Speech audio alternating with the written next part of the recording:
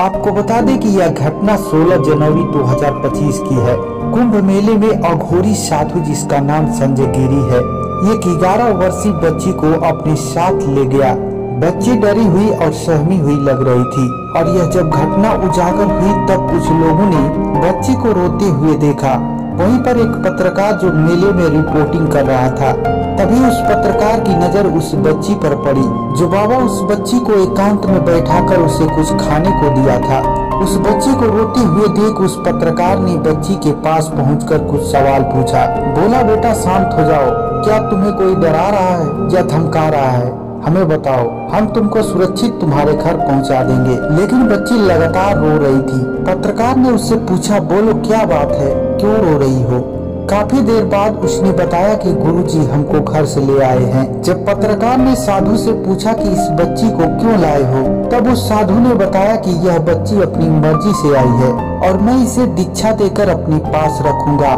बच्ची से गांव का नाम पूछा गया तो नजरपुर बताया और वह यह भी बताया कि 6वीं कक्षा की छात्रा है। उसने अपने पिता का नाम प्रेमचंद मौर्य बताया और अपने जिले का नाम भदोही बताया। बच्ची बिल्कुल डरी हुई और सहमी हुई लग रही थी क्योंकि बाबा ने उस बच्ची को पहले से ही डरा धमका कर अपने बस में कर लिया था।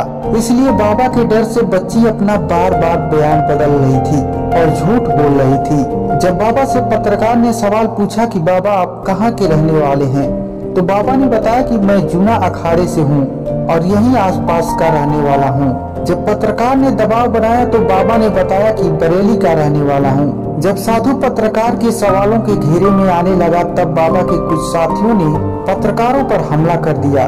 वहां से किसी तरह निकलने के बाद इसकी सूचना तुरंत पुलिस को दी।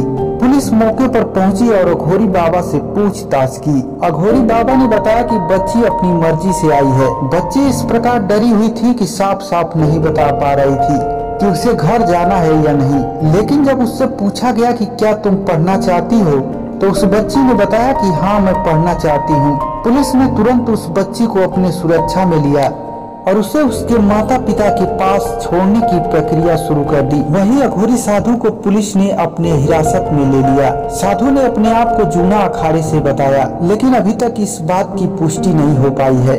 ये पहली बार नहीं जो ऐसी घटना घटी हो। इससे पहले इस कुंभ मेले में 13 साल की लड़की को एक अघोरी बाबा ने अपने पास रखने की कोशिश की थी, यह कहते हुए कि बच्ची अपनी मर्जी से रहना चाहती है। लेकिन कानून के अनुसार जब तक बच्चा 18 साल का नहीं हो जाता तब तक उसे अपने जिंदगी के बड़े फैसले लेने का अधिकार नहीं होता।